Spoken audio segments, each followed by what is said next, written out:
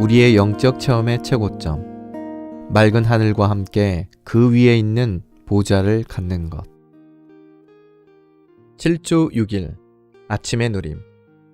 에스겔 1장 26절. 그 머리 위에 있는 궁창 위에 보좌의 형상이 있는데 그 모양이 남보석 같고 그 보좌의 형상 위에 한 형상이 있어 사람의 모양 같더라. 출애굽기 24장 10절. 그들은 거기서 이스라엘의 하나님을 보았다. 그분의 발 아래는 남보석을 깔아 놓은 것 같았는데 맑기가 하늘 같았다. 생물들은 여전히 땅에 있으면서 움직이거나 멈추어 서 있습니다. 그러나 그들의 머리 위에는 보좌가 있는 맑은 하늘이 있습니다. 에스겔서 1장에 묘사된 것을 통해서 우리는 하늘들에 있는 보좌가 생물들을 통하여 생물들과 함께 땅으로 전달되는 것을 봅니다. 그들과 함께 그들을 통하여 보좌가 있는 하늘들이 땅을 향해 활짝 열립니다. 이런 식으로 하늘들에 있는 보좌가 땅과 하나가 됩니다. 바로 보좌가 땅으로 전달됩니다. 우리는 에스겔서 1장의 생물들을 하늘에 속한 전선이라고 말할 수 있습니다. 바로 그들을 통해서 그들에 의해 그들과 함께 하늘들의 보좌가 땅으로 전달되는 것입니다. 그들이 있는 곳에 보좌가 있습니다. 생물들이 어디로 가든지 보좌는 그들을 뒤따릅니다. 오늘의 읽을 말씀. 교회 안에는 인간적이고 천연적인 권위가 없습니다. 교회 안의 권위는 맑은 하늘 위의 보좌입니다. 우리가 맑은 하늘과 그 위의 보좌를 갖고 있다면 권위를 갖고 있다고 주장할 필요가 없습니다. 권위가 다만 거기에 있는 것입니다. 우리는 결코 다른 사람들을 우리의 권위 아래에 두려고 해서는 안 됩니다. 그러한 것은 계급이며 조직적인 것입니다. 성도들 위에 군림하려고 하지 마십시오. 오히려 겸손히 맑은 하늘의 보좌 아래 머물러 있으십시오. 유일한 권위는 맑은 하늘 위에 있는 보좌입니다. 내가 여러분에게 확실히 말할 수 있는 것은 우리가 보좌가 있는 맑은 하늘 아래에 있다면 참된 권위가 우리에게 있다는 것입니다. 하늘과 보좌가 우리에게 있기 때문에 어떤 반대나 박해도 우리를 패배시키거나 흔들리게 할 수 없습니다. 우리 위에 있는 하늘이 맑고 보좌가 우리에게 있다면 우리는 권위와 무게를 가질 것입니다. 하나님 앞에서 사람의 무게는 그 사람이 하나님의 권위에 복종하는 정도와 똑같습니다. 어떤 형제는 하나님의 권위에 복종하는 법을 배웠기 때문에 무게가 있습니다. 우리가 보좌에 복종할수록 우리는 더 무게가 있을 것입니다. 에스겔서 1장 26절에서 우리는 보좌가 남보석 모양이라는 것을 보게 됩니다. 에스겔서 1장에서 남보석이 무엇을 상징하는지를 이해하는데 출애굽기 24장 10절이 도움이 됩니다. 이 구절은 그들은 거기서 이스라엘의 하나님을 보았다.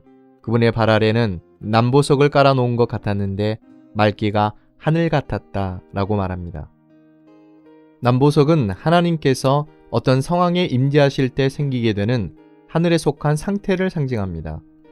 출애굽기 24장 10절에 따르면 모세와 아론과 이스라엘의 모든 장로들이 하나님을 배웠을 때 그분의 발 아래에 남보석을 깔아 놓은 것 같은 모양이 있었습니다. 이것은 우리에게 주님의 임재의 모습이 어떠한지를 알 수 있게 해줍니다. 남보석의 색은 파란색이며 파란색은 하나님의 임재의 상황과 상태를 가리키는 하늘에 속한 색입니다. 또 이 구절은 그때 하늘이 지극히 맑았다고 말합니다. 하나님은 그러한 종류의 상황과 분위기 속에 임재하셨습니다. 따라서 남보석은 하나님께서 임재하시는 하늘들의 상황이나 상태를 상징합니다. 보좌의 모양이 남보석 같다는 것은 하늘에 속한 상태에 있는 하나님의 임재를 말하는 것입니다. 에스겔서 1장에서 주님은 하늘들에서 궁창 위에 있는 보좌에 계시며 생물들은 이 땅에서 걷거나 서 있습니다. 생물들을 통해서 하늘들에 계신 주님은 땅과 하나 되시며 이런 식으로 하늘들이 땅에 연결됩니다. 이것은 하늘들이 땅으로 내려왔고 하늘들이 이제 생물들을 통해 생물들에 의해 생물들과 함께 이 땅에서 움직이고 있음을 뜻합니다. 이것이 오늘날 각 지방에 있는 교회들 가운데의 상황이어야 하고 이기는 이들 가운데의 상황이어야 하며 우리 매일의 그리스도인 생활의 상황과 상태여야 합니다.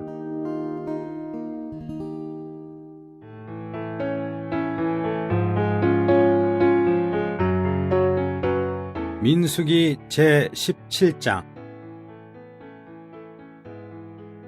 여호와께서 모세에게 일러 가라사대 너는 이스라엘 자손에게 고하여 그들 중에서 각 종족을 따라 지팡이 하나씩 취하되 곧 그들의 종족대로 그 모든 족장에게서 지팡이 12를 취하고 그 사람들의 이름을 각각 그 지팡이에 쓰되 레위의 지팡이에는 아론의 이름을 쓰라. 이는 그들의 종족에 각 두령이 지팡이 하나씩 있어야 할 것임이니라. 그 지팡이를 회막 안에서 내가 너희와 만나는 곳인 증거계 앞에 두라. 내가 택한 자의 지팡이에는 싹이 나리니 이것으로 이스라엘 자손이 너희를 대하여 원망하는 말을 내 앞에서 그치게 하리라. 모세가 이스라엘 자손에게 고하매 그 족장들이 각기 종족대로 지팡이 하나씩 그에게 주었으니 그 지팡이 합이 12이라. 그 중에 아론의 지팡이가 있었더라. 모세가 그 지팡이들을 증거의 장막 안 여호와 앞에 두었더라. 이튿날 모세가 증거의 장막에 들어가 본즉 레위 집을 위하여 낸 아론의 지팡이에 움이 돋고 순이 나고 꽃이 피어서 살구 열매가 열렸더라. 모세가 그 지팡이 전부를 여호와 앞에서 이스라엘 모든 자손에게로 취하여 내매 그들이 보고 각각 자기 지팡이를 취하였더라.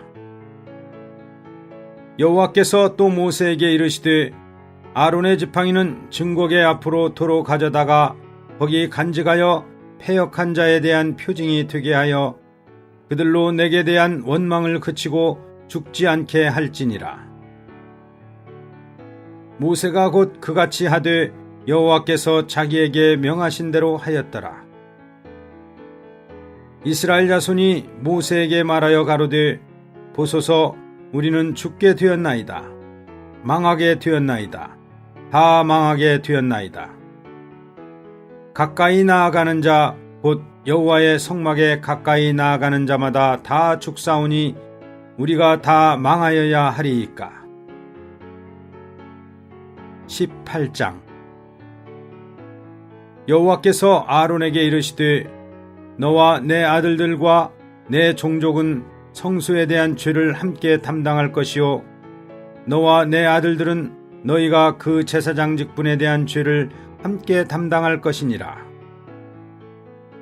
너는 내 형제 레위 지파 곧 내 조상의 지파를 데려다가 너와 합동시켜 너를 섬기게 하고 너와 내 아들들은 증거의 장막 앞에 있을 것이니라. 레위는 내 직무와 장막의 모든 직무를 지키려니와 성소의 기구와 단에는 가까이 못하리니 두렵건대 그들과 너희가 죽을까 하노라. 레위는 너와 합동하여 장막의 모든 일과 회막의 직무를 지킬 것이요 여인은 너희에게 가까이 못할 것이니라.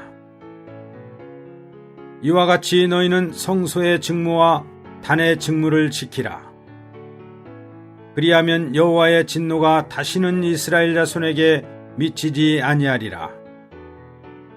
보라, 내가 이스라엘 자손 중에서 너희 형제 레위인을 취하여 내게 돌리고 너희에게 선물로 주어 회막의 일을 하게 하였나니 너와 내 아들들은 단과 장 안의 모든 일에 대하여 제사장의 직분을 지켜 섬기라. 내가 제사장의 직분을 너희에게 선물로 주었은즉 거기 가까이 하는 여인은 죽이울지니라. 여호와께서 또 아론에게 이르시되 보라, 내가 내 거제물 곧 이스라엘 자손의 거룩하게 한 모든 예물을 너로 주관하게 하고 내가 기름 부음을 받았음을 인하여 그것을 너와 내 아들들에게 영영한 음식으로 주노라. 지성물 중에 불사르지 않은 것은 내 것이라.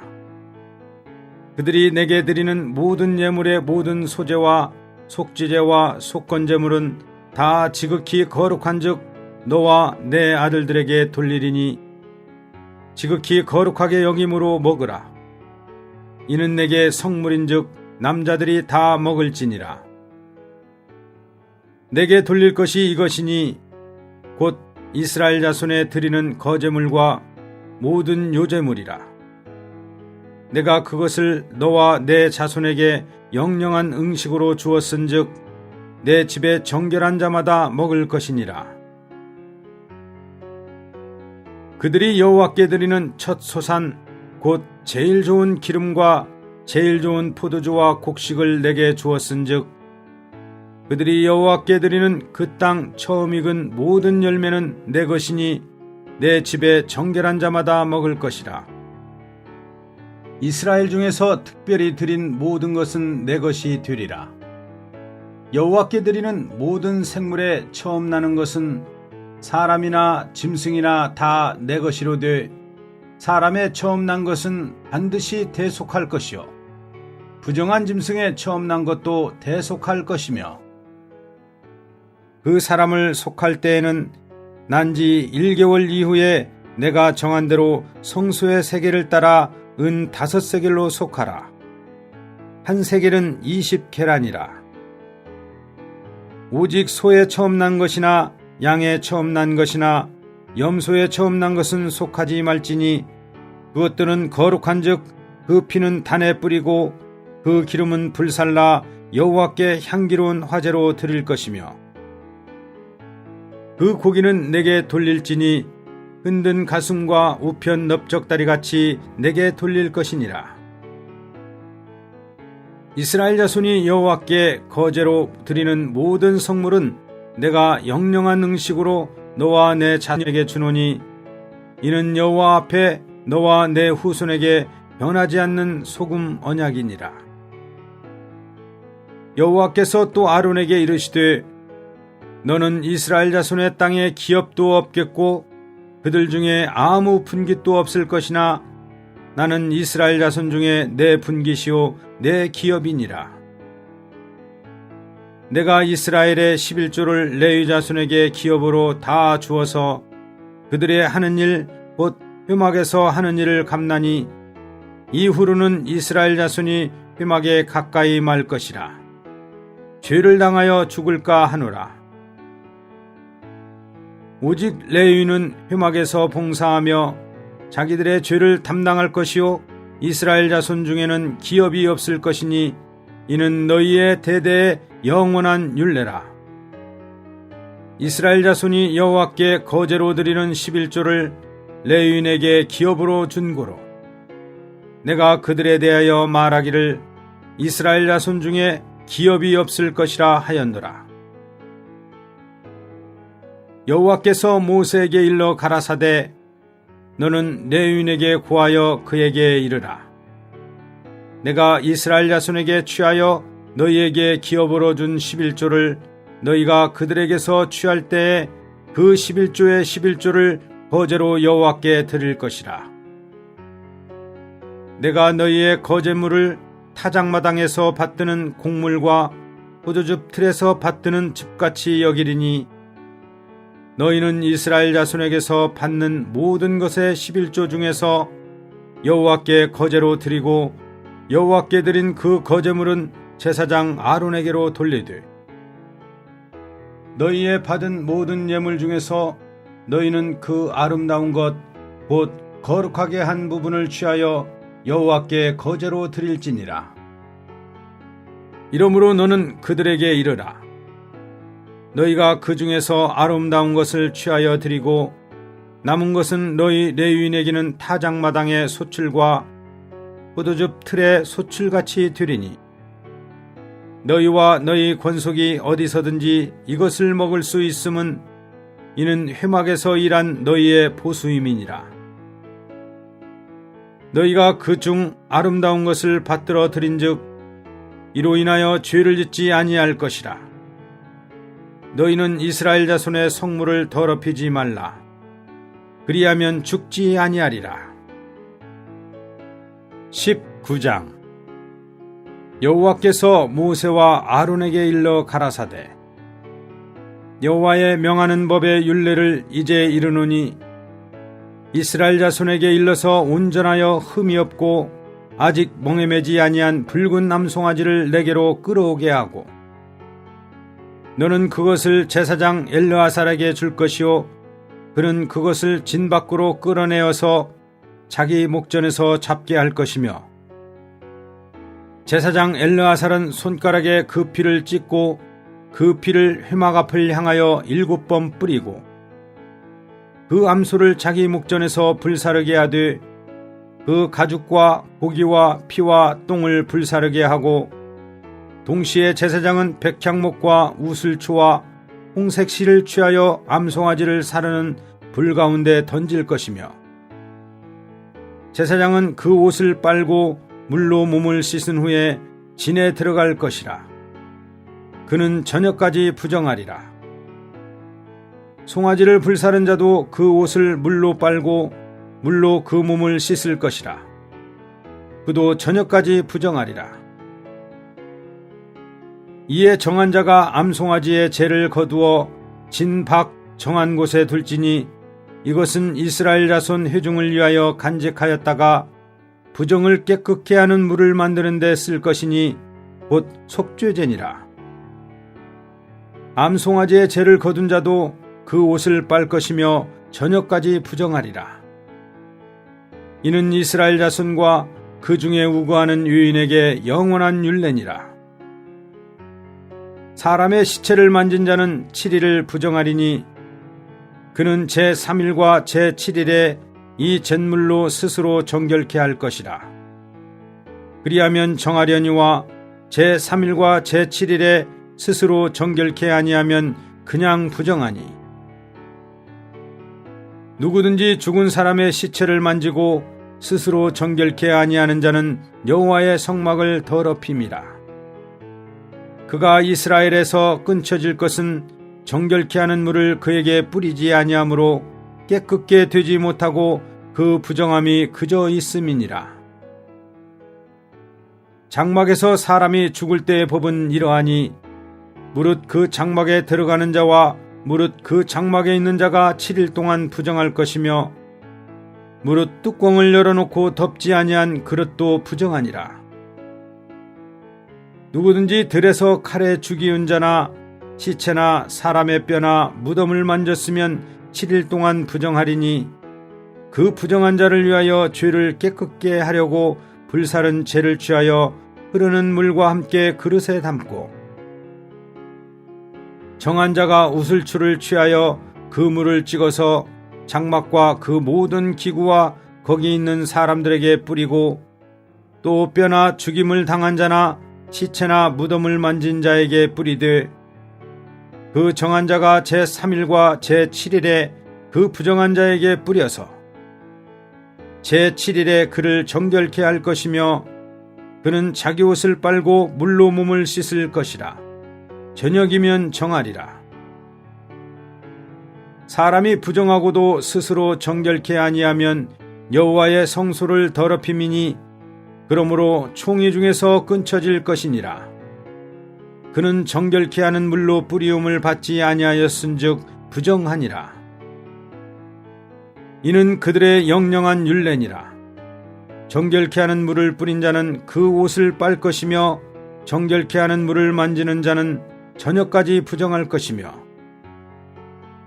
부정한 자가 만진 것은 무엇이든지 부정할 것이며 그것을 만지는 자도 저녁까지 부정하리라.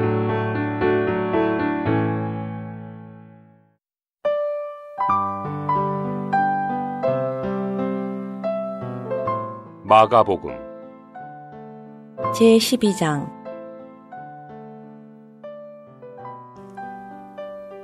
그리고 예수님께서 그들에게 비유로 말씀하시기 시작하셨다. 어떤 사람이 포도원을 만들어 그 주위를 산 울타리로 두르고 땅을 파서 포도즙 틀을 만들고 망대를 세웠습니다. 그리고 포도원을 농부들에게 세를 주고 타국으로 갔습니다.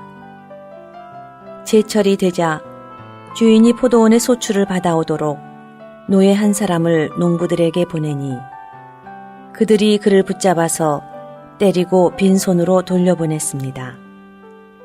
주인이 다시 다른 노예를 보내니 그들이 그의 머리를 치고 모욕을 주었으며 또 다른 노예를 보내니 그들이 그를 죽였고 다른 많은 노예도 보내니 더러는 때리고 더러는 죽였습니다.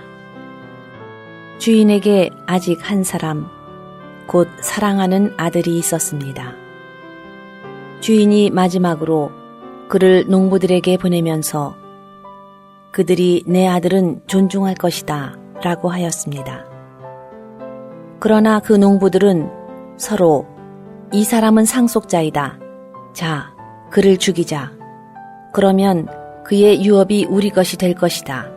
라고 하며 그를 붙잡아 죽이고 포도원 밖에 내던졌습니다. 그러면 포도원의 주인이 어떻게 하겠습니까? 그가 와서 그 농부들을 진멸하고 포도원을 다른 사람들에게 줄 것입니다. 여러분은 성경에서 건축자들이 버린 돌이 모퉁이의 머리돌이 되었습니다. 이것은 주님께서 이루셨으며 우리 눈에는 놀랍습니다. 라고 한 것을 읽어본 적이 없습니까? 그들은 이 비유가 자기들을 두고 하신 말씀인 줄 알고 예수님을 붙잡고자 하였으나 무리를 두려워하여 그분을 그대로 두고 떠나갔다. 그 후 그들이 예수님의 말씀을 트집잡아 올무에 걸리게 하려고 바리새인들과 헤롯 당원들 가운데서 몇 사람을 예수님께로 보내니 그들이 예수님께 와서 선생님, 우리가 알기에 선생님은 참되시고 아무도 두려워하지 않으시는 분이십니다. 이것은 선생님께서 사람의 외모를 주의하지 않으시고 참되게 하나님의 길을 가르치시기 때문입니다. 가이사에게 인두세를 바치는 것이 옳습니까? 옳지 않습니까? 바쳐야 합니까? 바치지 말아야 합니까?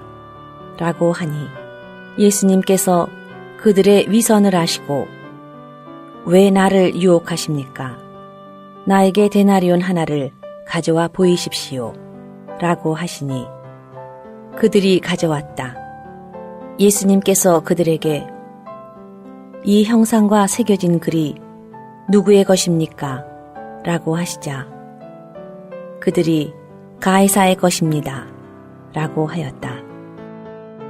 예수님께서 그들에게 가이사의 것은 가이사에게 하나님의 것은 하나님께 돌려드리십시오.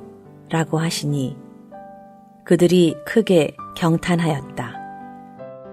부활이 없다고 주장하는 사두개인들이 예수님께 와서 물었다.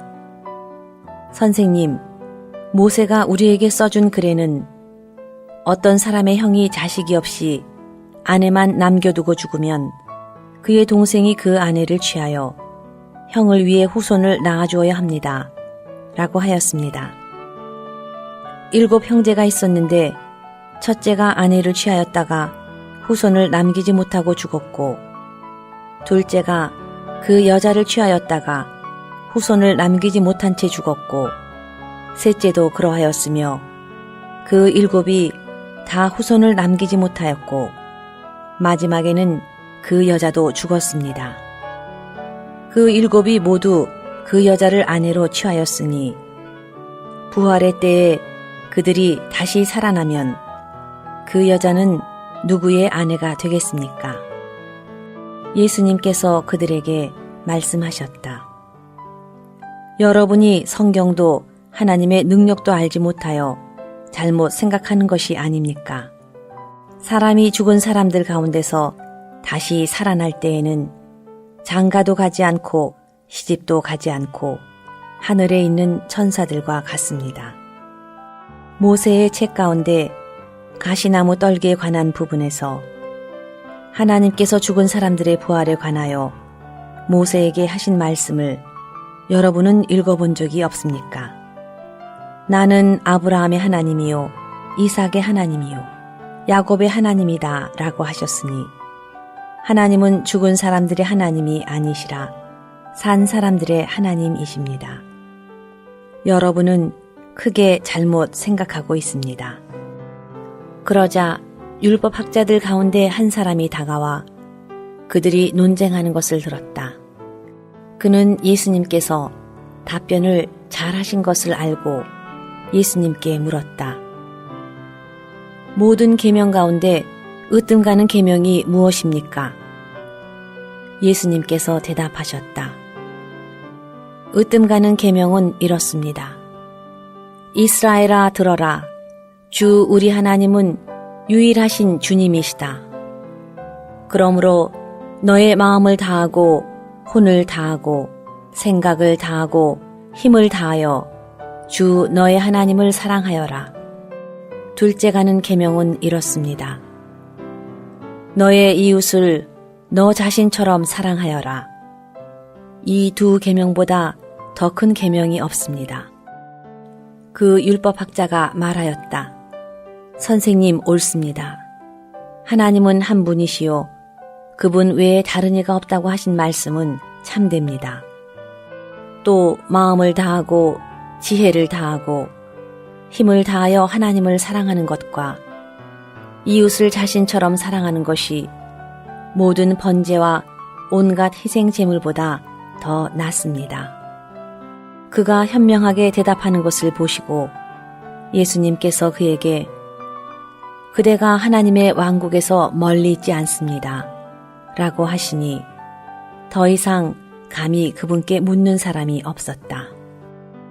예수님께서 성전에서 가르치시며 말씀하셨다. 율법학자들이 그리스도를 다윗의 자손이라 하는 것은 어떻게 된 것입니까? 다윗 자신이 성령 안에서 말하였습니다. 주님께서 나의 주님께 내가 너의 원수들을 너희 발밑에 둘 때까지 나의 오른편에 앉아 있어라 라고 말씀하셨습니다. 다윗 자신이 그리스도를 주님이라고 부르는데 어떻게 그리스도께서 다윗의 자손이 되시겠습니까? 많은 무리가 그분의 말씀을 즐거이 들었다.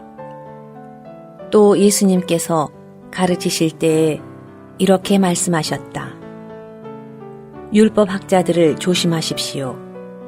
그들은 긴 겉옷을 입고 다니기를, 시장에서 인사받기를 좋아하고, 회당에서는 높은 자리를, 잔치에서는 첫 자리를 좋아하며, 과부의 가산을 삼키고도 꾸며서 길게 기도하는 사람들입니다. 이러한 사람들은 더 엄한 심판을 받을 것입니다.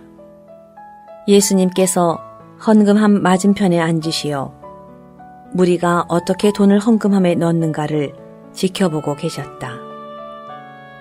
여러 부자들은 돈을 많이 넣는데 한 가난한 과부는 와서 2렙돈, 곧 한 고드란트를 넣었다. 그러자 예수님께서 제자들을 가까이 부르셔서 말씀하셨다. 내가 진실로 여러분에게 말합니다. 이 가난한 과부는 헌금함에 돈을 넣은 어느 누구보다도 더 많이 넣었습니다.